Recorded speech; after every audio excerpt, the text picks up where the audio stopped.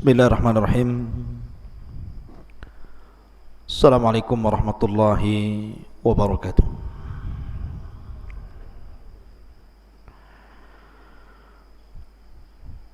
Alhamdulillah. Alhamdulillahilladzi kafana wa hadana wa ja'alana minal muslimin. Asyhadu an la ilaha illallah wahdahu rabbi la syarika lah. Wa asyhadu anna Muhammadan abduhu wa rasuluh wa safiyuhu wa mukhtaruhu ala khalqihi wa khaliluh. Arsalahu Allahu rahmatan lil alamin wa akhrajan nasa minadh dhulumati ila nur, amma ba'du. Taib ma'asyiral muslimin yang dimuliakan Allah Subhanahu wa taala. Pembahasan di malam hari ini kita akan membahas tentang qasasul anbiya, kisah-kisah para nabi. Dan malam ini kita akan mengkisahkan seorang nabi yang dikenal namanya dalam Al-Quranul Karim, bahkan dijadikan nama satu surat, surah Yunus. Maka nabi ini namanya Yunus ibn Matta.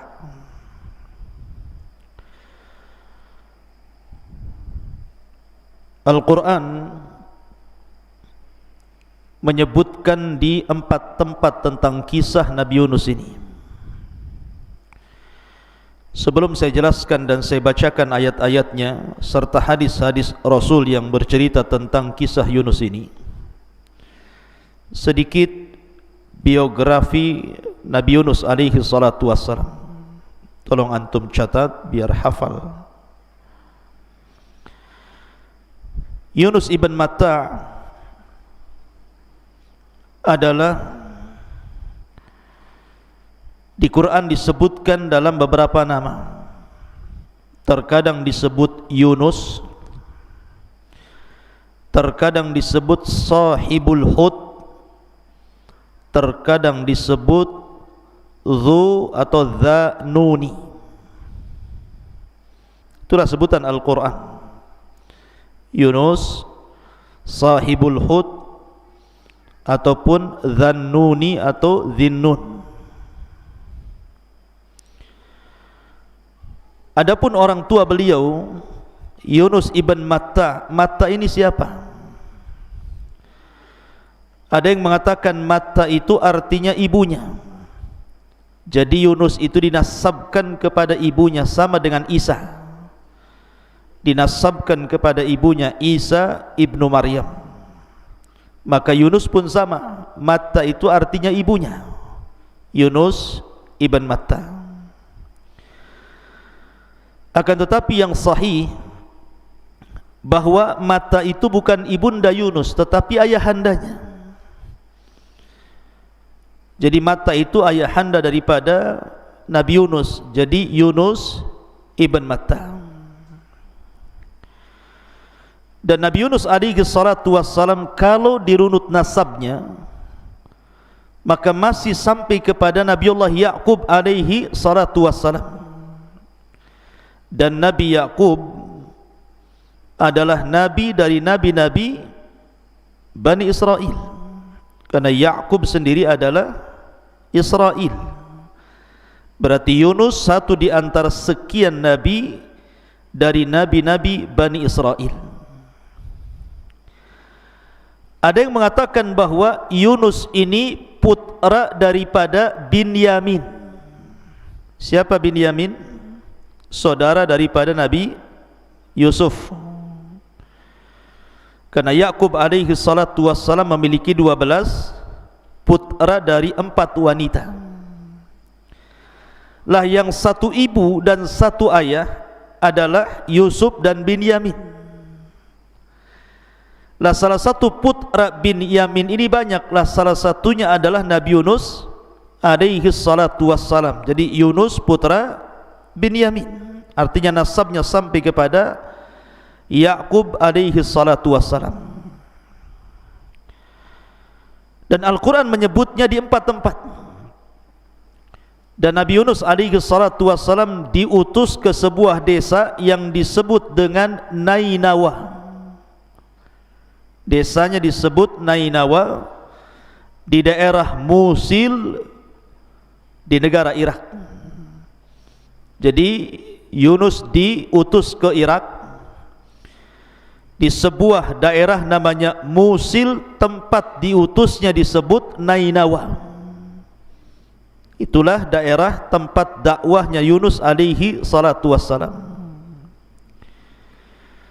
Dan Nabi Yunus alaihi salatu wassalam diutus kepada umat yang cukup banyak.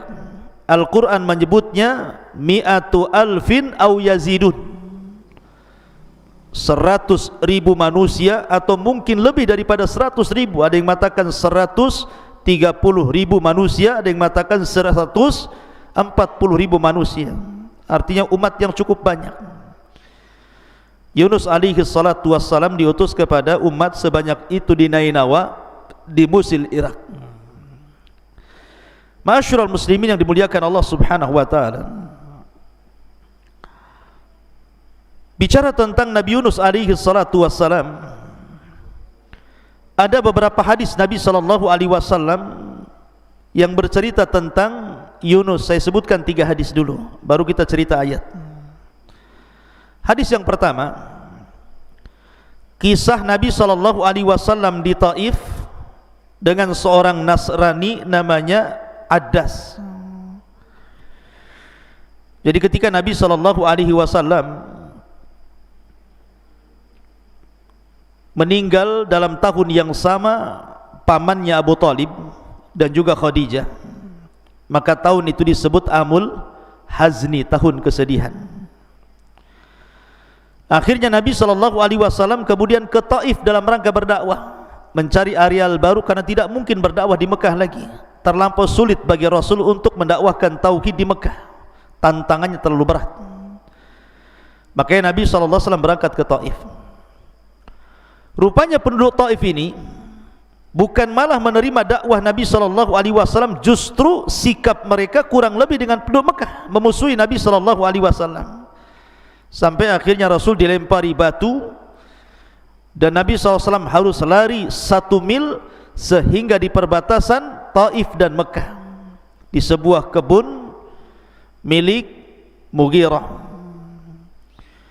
Disitulah Nabi SAW kemudian berjumpa dengan pemilik kebun namanya Utbah dan Syaibah, dan juga satu budaknya namanya Addas. Lah Addas ini orang Nasrani. Jadi ketika Utbah dan Utaibah melihat Nabi SAW dan Zaid ibn Haritha, maka kasihanlah Utbah dan Syaibah ini, kemudian memberikan makanan kepada Addas untuk dihantarkan kepada Nabi SAW, karena Rasul kelelahan ketika itu. Maka diantarkanlah oleh Addas ini makanan dari Utbah dan Syaibah ini. Ketika Nabi SAW hendak makan, Nabi SAW membaca Bismillah. Addas ini heran, kok ada orang yang mengucapkan kalimat Bismillah? Karena Addas ini bukan orang musyrik, dia Nasrani masalahnya, dan Nasrani ahli kitab. Sehingga kemudian Addas penasaran, bagaimana mungkin kau mengucapkan kalimat itu sementara kalimat itu tidak pernah diucapkan oleh penduduk Mekah? Maka Nabi SAW kemudian mengatakan, ya, siapa namamu? Kata Addas, saya Addas. Dari mana asalmu? Kata Addas, saya berasal dari Nainawa. Disinilah kemudian muncul nama desanya Nabi Yunus, Nainawa. Maka Nabi SAW mengatakan, apakah yang dimaksud Nainawa itu desa dari seorang yang saleh namanya Yunus ibn Matta? Kata Addas, bagaimana kau tahu tentang kisah Yunus ibn Matta, wahai fulan?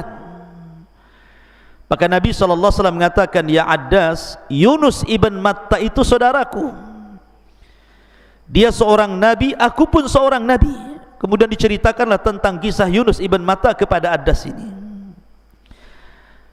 Lah pemilik kebun ini, Utbah dan Syaibah ini takut kalau seandainya budaknya terpengaruh dengan Nabi SAW. Dipanggillah Addas itu kemari. Kemudian ditanya, kau ngomong apa sama orang itu, maksudnya sama Nabi SAW? Kata Addas, demi Allah, aku berbincang-bincang dengan orang itu dan tidaklah seseorang mengucapkan seperti itu kecuali seorang Nabi. Dari sini ada kalimat Nainawa, kemudian kisah Nabi Yunus yang diceritakan kepada siapa? Kepada Addas, seorang Nasrani. Belakangan Rasul menawarkan Islam, kemudian Addas pun masuk Islam. Ini hadis yang pertama. Hadis yang kedua, kisah tentang perselisihan Utsman ibn Affan radhiyallahu an dan Sa'ad ibn Abi Waqqas. Jadi suatu ketika Utsman itu sedang duduk di masjid. Utsman itu sedang duduk di masjid. Sa'ad bin Abi Waqqas datang dari pintu. Assalamualaikum, kata Sa'ad bin Abi Waqqas. Tapi Utsman tidak menjawab. Assalamualaikum. Utsman tidak menjawab sampai 3 kali. Marah Sa'ad bin Abi Waqqas ini. Akhirnya Sa'ad bin Abi Waqqas ini datang menemui Umar bin Khattab radhiyallahu anhu dan mengatakan, ya Umar, aku tadi berjumpa dengan Utsman di masjid, aku pun mengucapkan salam, tapi dia tidak mau menjawab salamku. Maka Umar radhiyallahu anhu kemudian memanggil siapa? Memanggil Utsman. Datangkan Utsman kepadaku. Akhirnya kemudian Umar bin Khattab radhiyallahu anhu bertanya kepada Utsman bin Affan radhiyallahu anhu, mengatakan, ya Utsman, tadi Sa'ad bin Abi Waqqas menemui dirimu, kemudian mengucapkan salam, kau tak jawab salamnya. Kata Utsman, aku tidak dengar salamnya kok. Kata Sa'ad bin Abi Waqqas, sungguh aku mengucapkan salam. Kata Utsman, tidak. Sampai 3 kali. Akhirnya kemudian barulah Utsman mengatakan, ya tadi memang aku melihat Sa'ad, dia mendekatiku di masjid, tetapi aku tidak tahu kalau dia mengucapkan salam, karena aku ketika itu melamun, termenung akan hadis Nabi SAW yang terpenggal, terputus, dan aku tidak tahu lanjutannya, di mana Nabi SAW bersabda, da'watun walladhi nafsi biyadih ma du'iya biha mu'minun illa farrajallahu alaihi. Sebuah doa demi zat yang jiwaku berada di tangannya, tidaklah seorang mukmin berdoa dengan doa itu kecuali Allah akan lapangkan kehidupannya. Ketika Nabi SAW hendak menyebutkan doa itu, tiba-tiba datang Arab Badui mengganggu Nabi SAW dengan pertanyaan-pertanyaan. Akhirnya Rasul pun lupa tentang doa itu dan aku tidak tahu penjelasannya. Maka Umar pun mengatakan, oh iya, aku juga sama itu. Maka Sa'ad bin Abi Waqqas mengatakan, sungguh aku hadir di majelis itu dan aku tahu doa itu.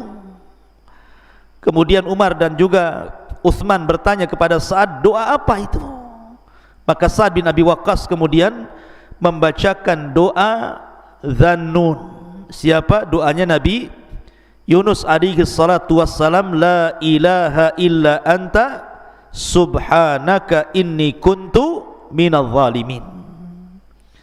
Ini pun ada kaitan dengan kisah Nabi Yunus, karena salah satu doa ketika Yunus berada di 3 kegelapan di dalam perut ikan itu adalah doa la ilaha illa anta subhanaka inni kuntu minadh zalimin. Kemudian hadis yang ketiga, perkataan Nabi SAW, la tufaddiluni ala Yunus ibn Matta, jangan kau lebihkan diriku di atas Yunus ibn Matta. Para ulama mengatakan hadis ini gharib, tetapi yang sahih adalah la yaqulanna ahadukum inni khairun min Yunus ibn Matta, janganlah salah seorang di antara kalian mengatakan sesungguhnya aku lebih baik daripada Yunus ibn Matta. Kata-kata ini ikhwan bukan berarti kemudian Yunus lebih baik dibandingkan Rasul, tidak. Ada yang mengatakan bahwa Rasul mengatakan seperti ini karena Rasul belum tahu bahwa dia adalah afdalul anbiya, Nabi yang paling afdal, sehingga Rasul mengatakan seperti ini. Ataupun para ulama mengatakan perkataan seperti ini menunjukkan tawaduknya Nabi sallallahu alaihi wasallam. Ini di antara 3 hadis yang ada hubung kait dengan cerita Nabi Yunus. Baik, kita akan masuk ke cerita inti. Tolong jangan ributnya, jangan ngobrol. Kalau ngobrol tidur saja.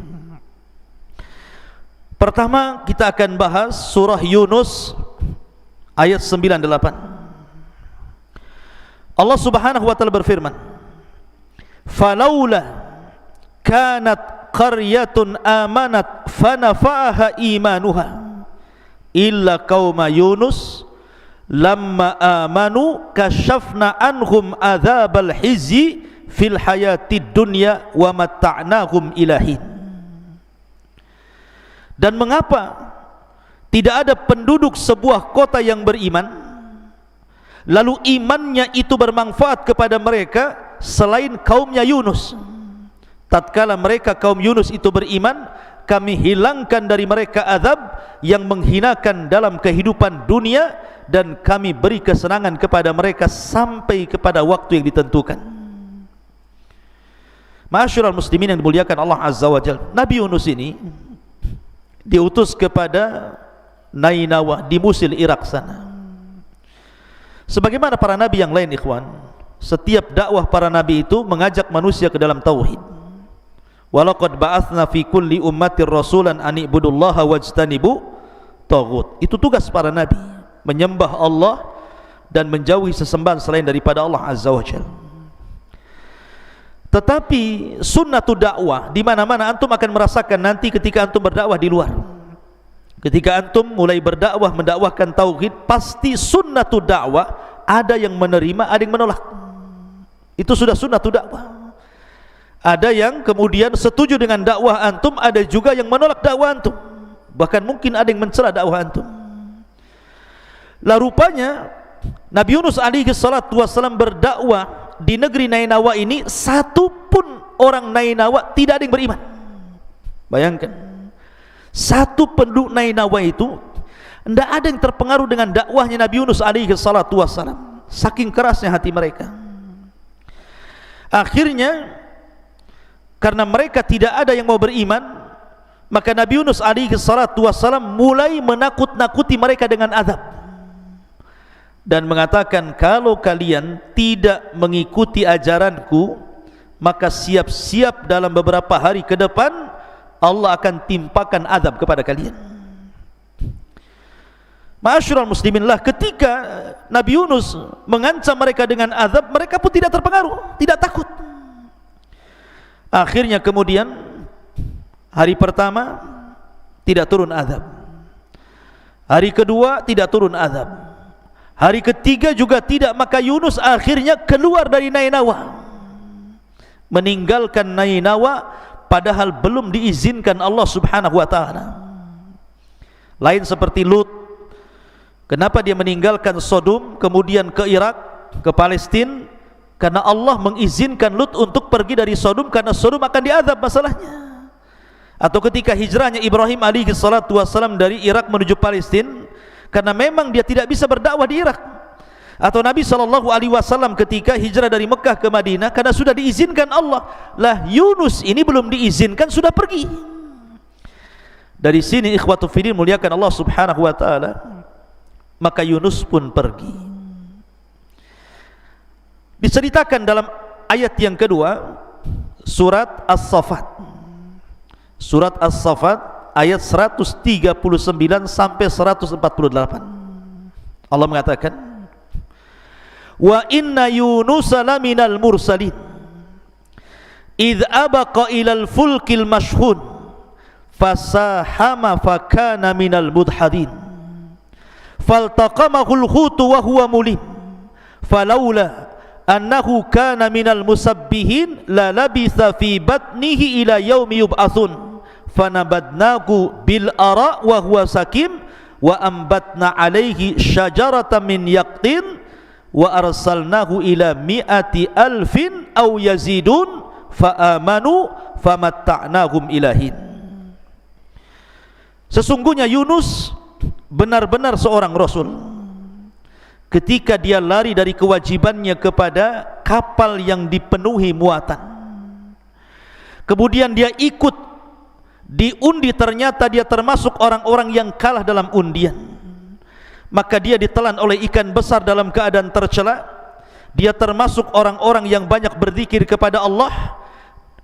Kalaulah dia tidak termasuk orang-orang yang banyak berzikir kepada Allah, niscaya dia akan tetap tinggal di perut ikan sampai hari kebangkitan. Kemudian kami lemparkan dia ke daratan tandus dan dalam keadaan sakit. Kemudian untuk dia kami tumbuhkan sebatang pohon labu dan kami utus dia kepada 100.000 atau lebih, sehingga mereka beriman karena kami anugerahkan kenikmatan hidup kepada mereka hingga waktu yang ditentukan. Jadi ketika Nabi Yunus alaihi salatu wasallam meninggalkan kaumnya, lah kaumnya ini udah ketakutan tuh, karena Nabi mereka sudah meninggalkan mereka. Karena ketakutan kaumnya itulah akhirnya mereka bertobat tanpa sepengetahuan Yunus alaihi salatu wassalam. Mereka bertobat, semua bertobat, satu kampung Nainawa itu. Dan Yunus tidak tahu mereka sudah tobat. Dan ingat ikhwatu fiddin, muliakan Allah azza wa jalla, iman itu terbagi dua. Iman itu terbagi dua.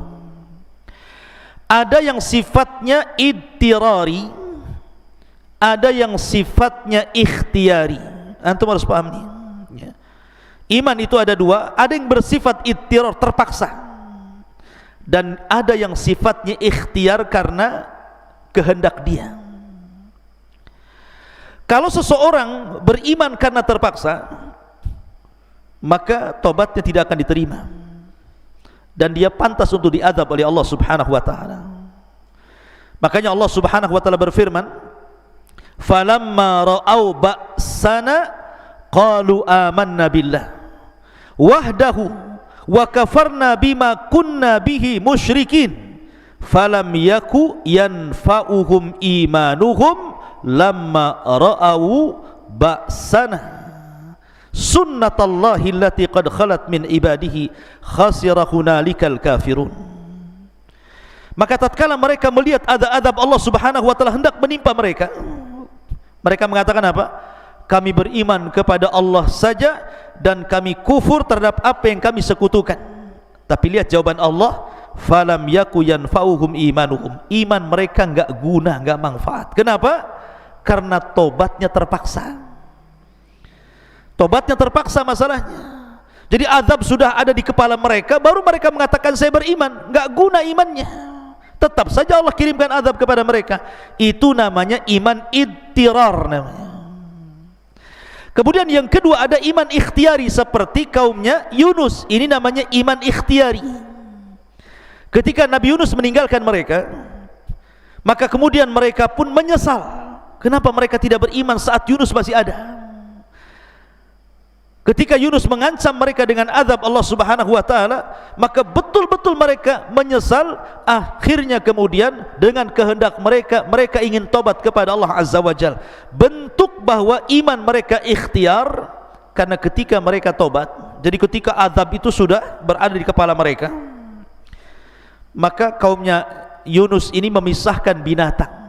Jadi yang ibunya di sana, anaknya di sini.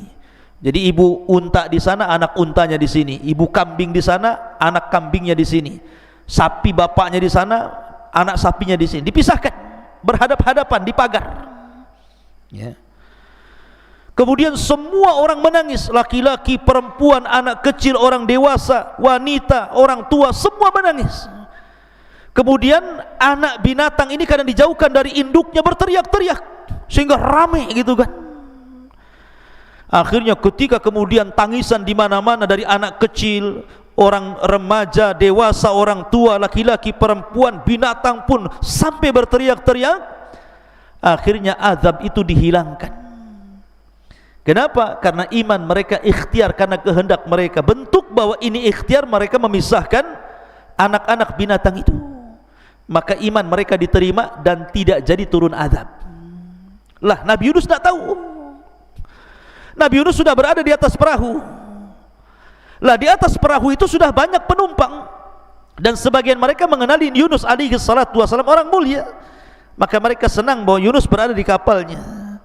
Berangkatlah kapal ini, ikhwan.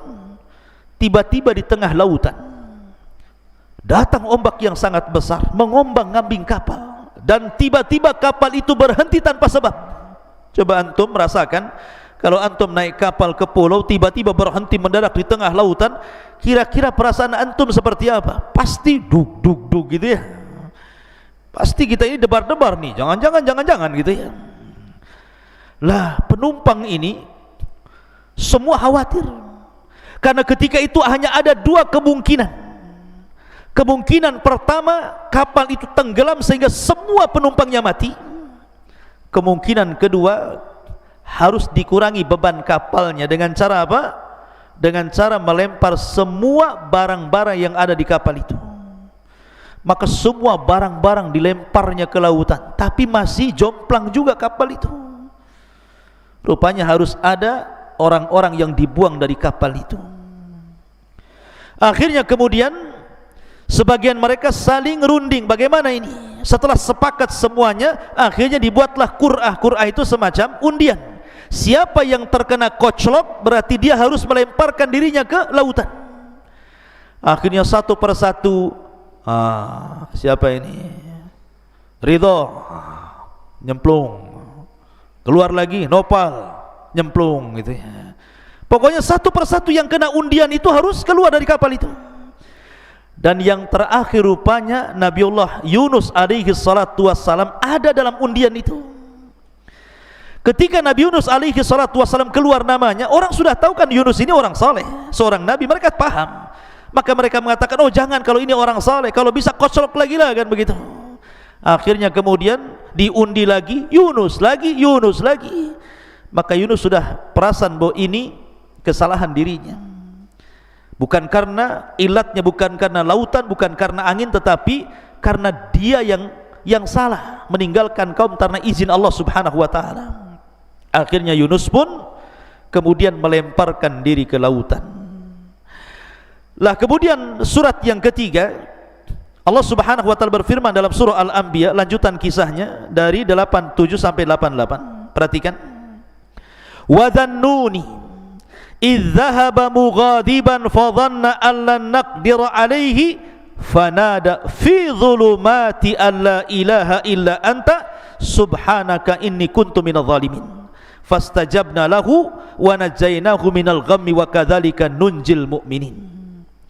Dan ingatlah ketika Dhunnun Yunus, ketika dia pergi dalam keadaan marah kepada kaumnya, lalu dia menyangka bahwa kami tidak akan mempersempit, maka ia pun menyeru dalam keadaan sangat gelap bahwa tidak ada Tuhan selain Engkau ya Rabb, maha suci Engkau, sesungguhnya aku adalah termasuk orang-orang yang zalim.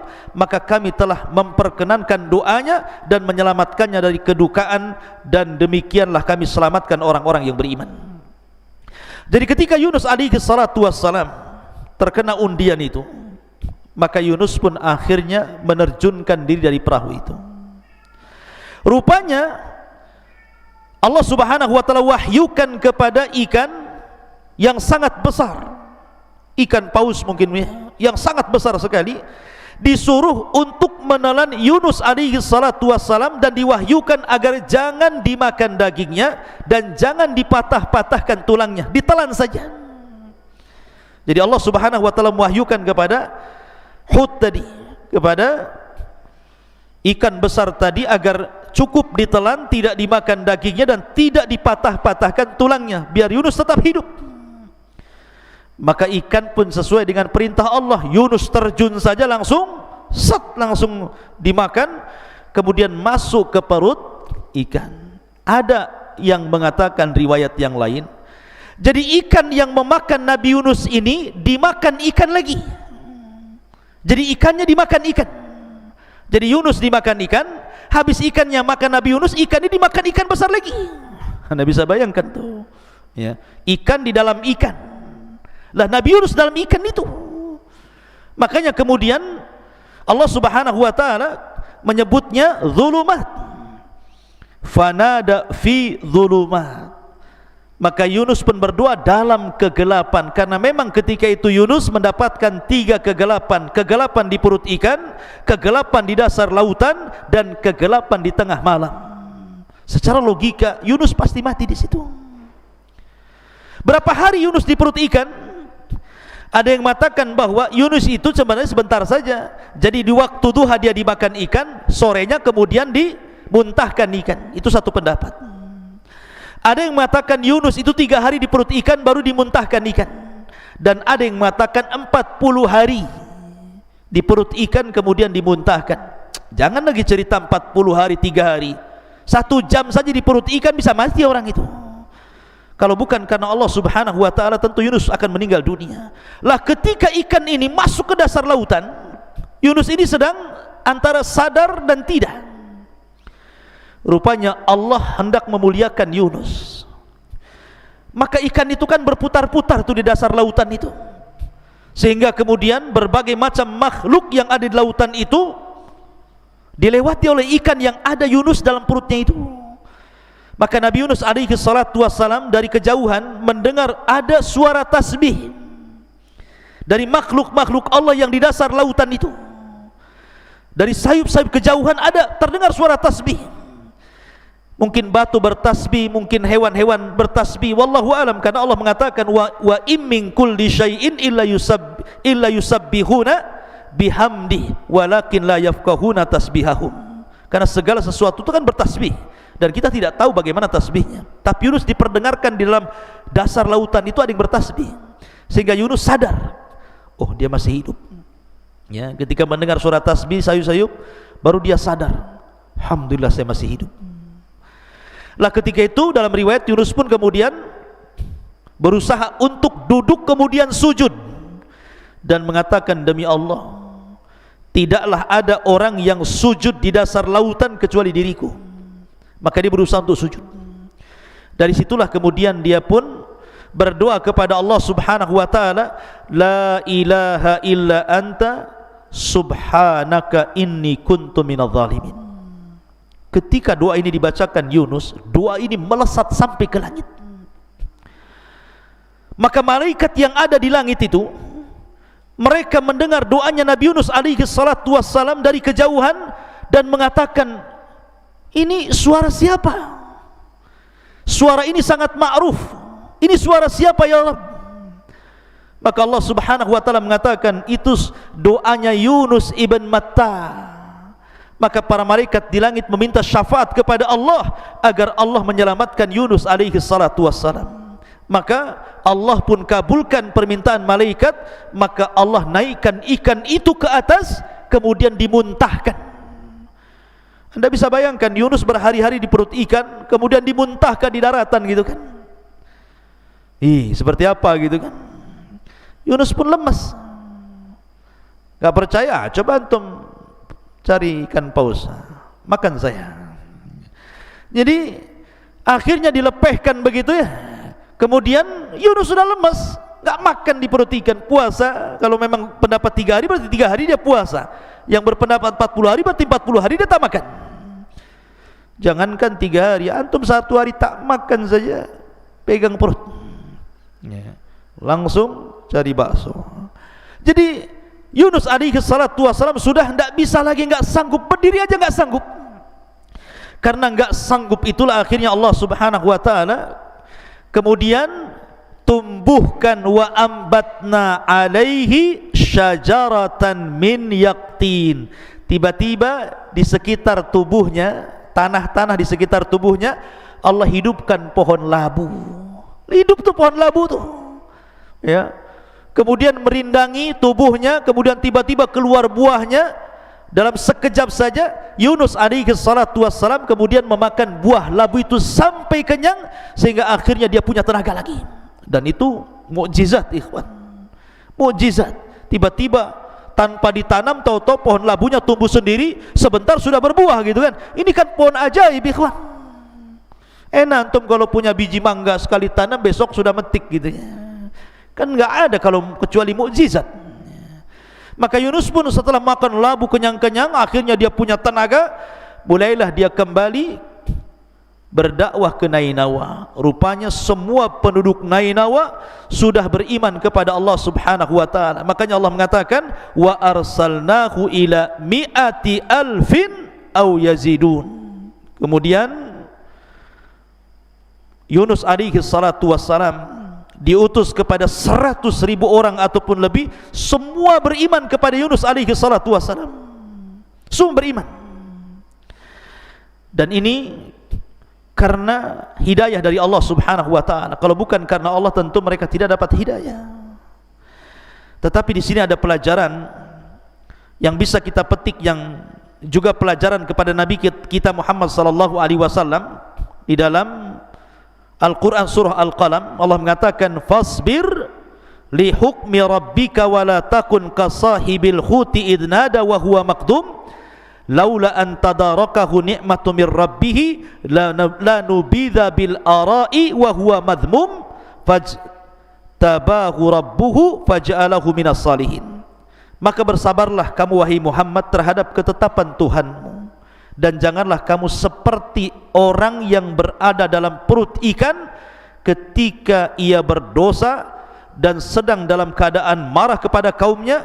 Kalau sekiranya ia tidak segera mendapatkan nikmat dari Tuhannya, benar-benar dia dicampakkan ke tanah tandus dalam keadaan tercela.